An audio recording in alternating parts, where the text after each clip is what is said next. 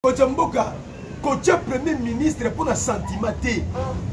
Tia premier ministre où il y a ça compétent. Premier ministre c'est lui qui gouverne.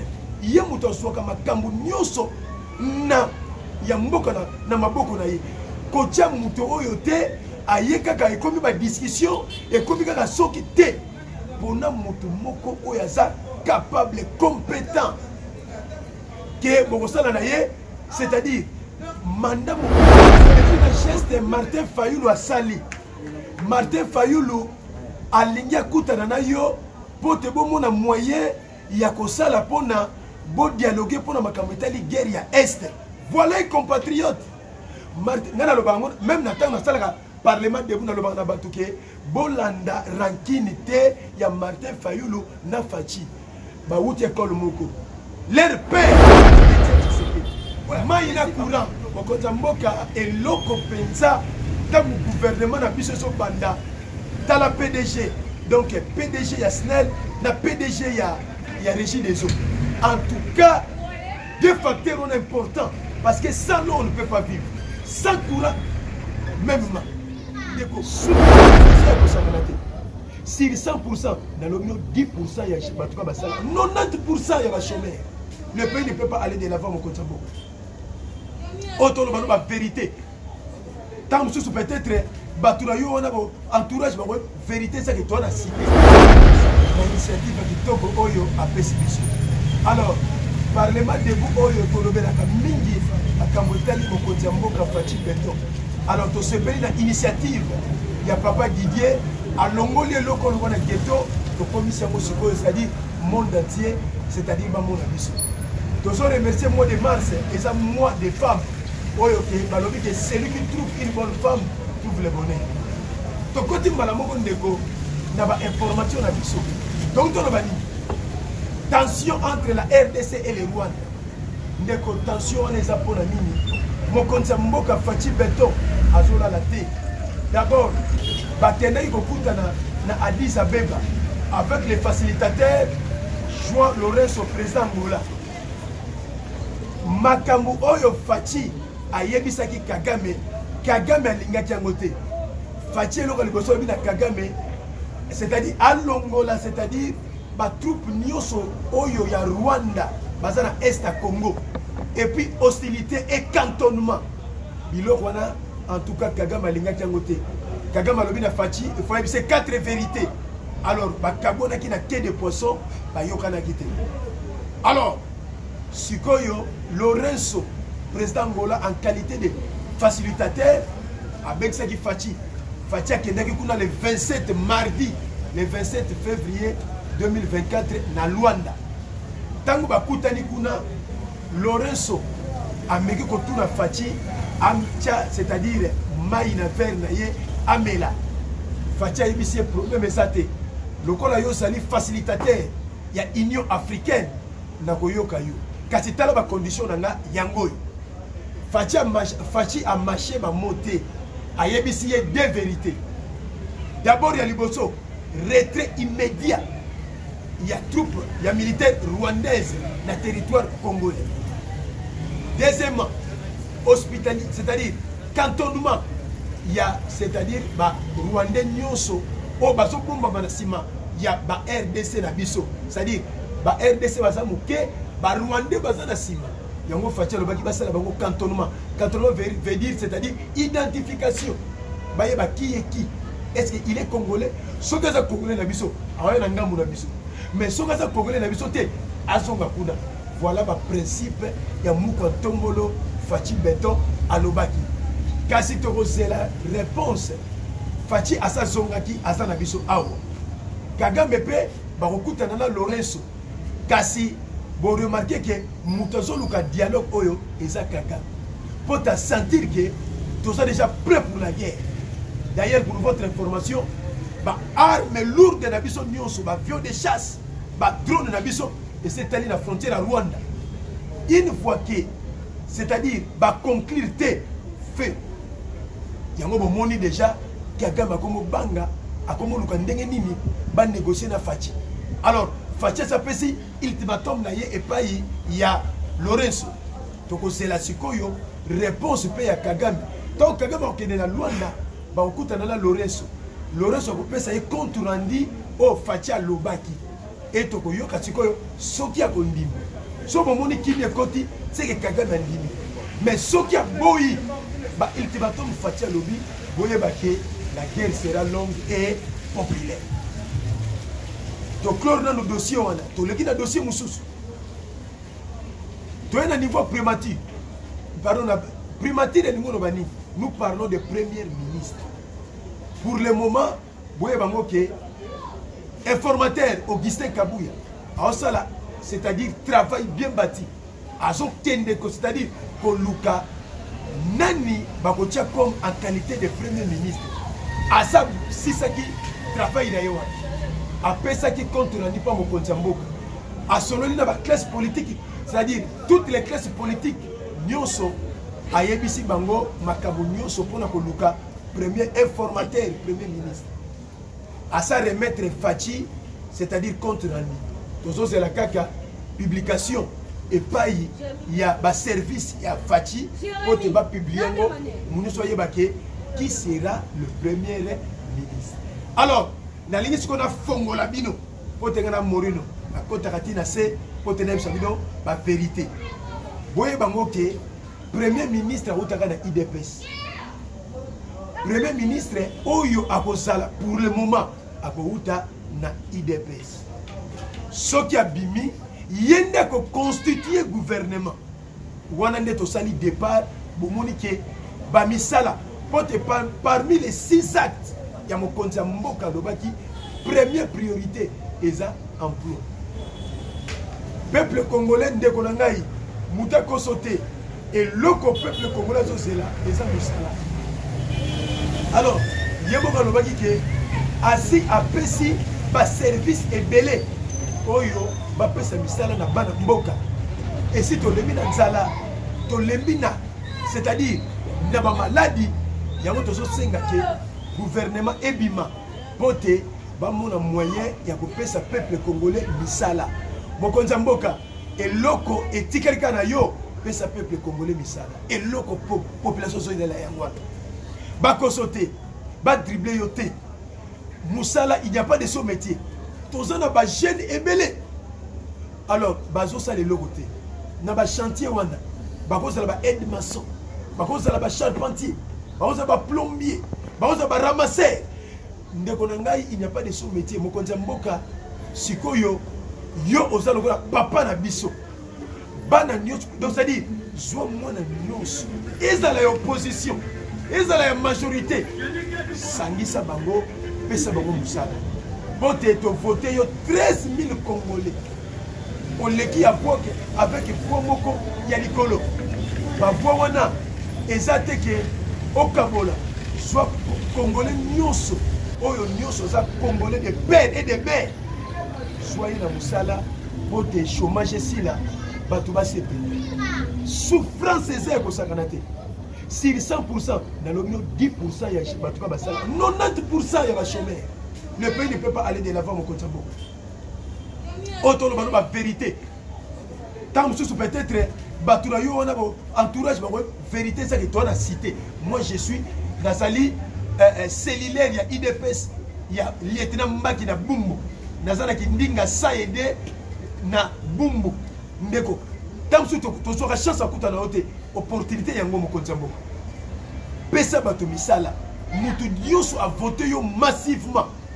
Donc et là c'est l'emploi. Ceux qui battent sur misala et font les biso ba porte ndeko chef mutako c'est-à-dire on a tout dans mandaté au comika c'est-à-dire jusqu'à l'éternel pote ceux qui battent comme lien na bango mutako ko mela mutako ko lata papa Fachi vanda na yo ko lini sala musala no ndengo lini mutako kipe yo azati toleki toyena likamusu sezali awa burgomestre moko ya makala tala musala kitoko sali otie makadam na elengesa na makala kasi ndeko tala apesa ki ordre bake de buka mir wana pote bapesa nzela ya leka félicitations la justice na biso ba sambisie et puis ba c'est-à-dire aza condamné il y a 5 ans de prison. Bato nyoso babuka ki mirwana bazui ba 2 ans de prison. C'est comme ça que le pays peut aller de l'avant.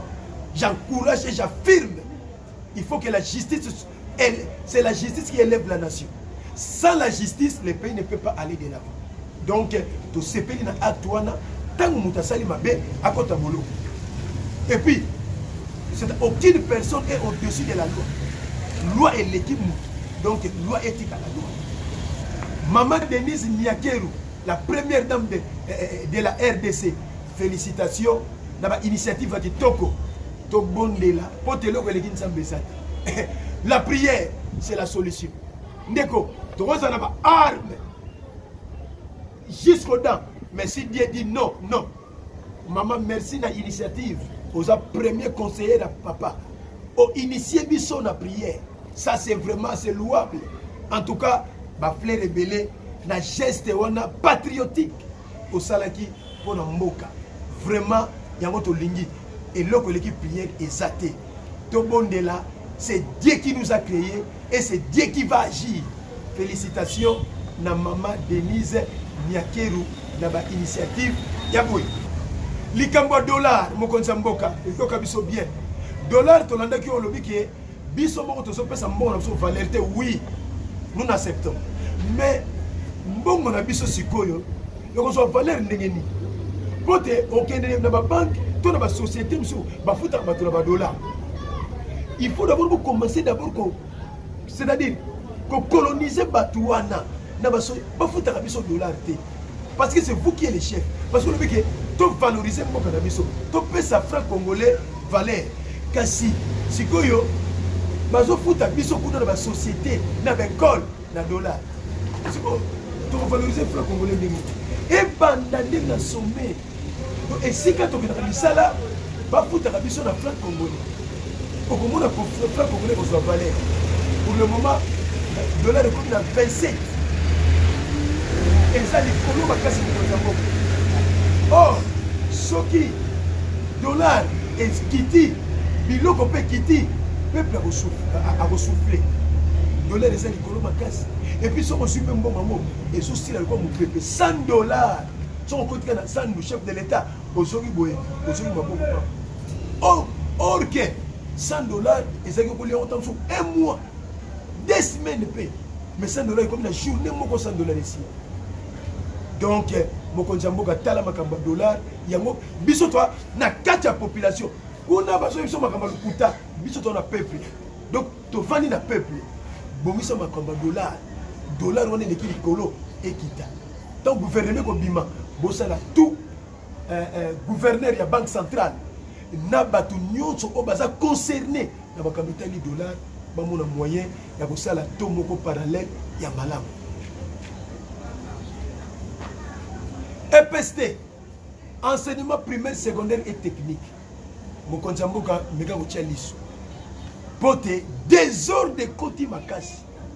Paiement na biso saki tozongo déjà le 20 et le 25 tozaki da servi. Mais si ko yoti le lo bamsuna ba suite. Et ça les biso bien té. Et pourtant to bandaki bien. Et c'est que le 20 et le 25 toza déjà ya ko CP. Mais pour le moment, et comme moi ici, tu comptes sur la deuxième, dans ma demi-mois. Vous avez interpellé un ministre EPST, Tony Mwaba. Donc, c'est lui-là vraiment qui a interpellé pour te Makamu. Il y a paiement à l'enseignant et ils ont normal. Il n'y a pas de mouké. Toyoki na Est, Wazalendo, Baso Bundabituma, Baso contre M23. Mais il paraîtrait basana minduki te basana babuti te basana ba arme te or que bangonde batu ya koravitayi ba wazalendo o bazo bunda kuna na est bazo bunda il paraîtrait basana ba armement te ba déplorer yango mokonza mboka o et pourtant ba wazalendo na ba botoli masisi ba botoli ruchuru. Et ça, tu as ça avantage, ça opportunité, tenir malam, buta malam, armement malam, funda, pote, basongisa école na biso, ndenge ezalaki. Maïna courant, mokonza mboka eloko penza ntango gouvernement na biso ezobanda tala PDG donc PDG ya SNEL na PDG ya Régie des eaux. En tout cas, deux facteurs importants parce que sans l'eau on ne peut pas vivre. Sans courant, même ndeko biso na bumbu awa toza na difficulté ya mai na courant. Donc c'est-à-dire to comment dans système il y a forage au sous que les mai plus de 1000 mètres de c'est trop au fond on va si c'est que des musala on va na kokenitina ba birmanie ba sayo non. En tout cas, likambo mai yango nde eza ba facteur premier ya ko résoudre na gouvernement oyo. Mai na courant biso na bumbu awa tomona kango te. Courant isaka so yele lo pas lobe ko yate. Mai koute bimaka susu te. To comment on melaka ba mai ya forage. Donc c'est déplorable, c'est regrettable. Mokonza mboka kocha premier ministre pour un sentiment té. Tiens, premier ministre où il compétent. Premier ministre c'est lui qui gouverne. Il y a muto soka makambu nyoso na ya mboka na maboko na ye. Kocha muto oyo te ayeka ka ekomi ba discussion ekomi ka soki te. Pona muto moko oyo capable compétent. Que bokosala na ye, c'est-à-dire mandat mobimba et puis beaucoup doubler même quand tu as moutouté oyo après 2 ans aïe toujours pour balkaniser les sous moyen tout le monde a tout clair exacté pendant moutou malamu d'abord on peut ça qui mboka na maboko nzambe consulter nzambe nzamba pesa o idée au pour moutou yo akosunga yo parce que premier ministre c'est la pièce maîtresse du pays ceux qui aussi premier ministre malamu mboka tamul pe malamu. Mais ce que le premier ministre m'a fait, nous sommes peu pour. Mokonza mboka, tolikuta lo bamakambu ya guerre ya Est. Na monika ozo telemelaka mingi Rwanda. Na Uganda pe lisusu. Mais ba Rwandais bazo kotela biso na niveau Uganda. Na yebite or que biso ka Rwanda. Mais Uganda pe ba Rwandais ba komi ko ya buna bazo kotela biso ndiri. Bazo kotela nzela ya Uganda. Il faut que tala ngo malamu. Et ça, Rwanda, il y a même Uganda. Parce que pour favoriser Rwanda. Pour dire, à mon année, à côté de la biso, bon, ça n'a pas veiller, Jean-Pierre Bemba, Christian Chiwewe, bon, Congo, Missou, bon, qu'est-ce qui s'est passé dans le Canabiso. Donc, ce pays n'a geste Martin Fayoulou à Sali. Martin Fayoulou a ligné à Koutananayo pour te bon moyen, il y a que ça la pona. Bon dialoguer pour la guerre à Est. Voilà les compatriotes. Même Nathan dans le Parlement de Bouna Bolanda rankinité ya Martin Fayoulou na Fachi. Baouti école moko. Leur père c'est Etienne Tshisekedi. Oya pesi bango idéologie Tshisekedi. Ba fande sika moko. Ba lie sika moko. Donc Martin Fayoulou voilà les compatriotes. Aïe à mon intérêt à Mboka baso potola yango papa yini akotikate en tant qu'opposant à celui comme Mokonza mboka. Voilà un patriote, un geste louable, un geste adoré auto monique Martin Fayoulou a sali pote mutumoka lukiote mais Martin Fayoulou a beleli na ba média akutana na Mokonza mboka biso IDPS to sepelina. Peuple congolais nyonso est content.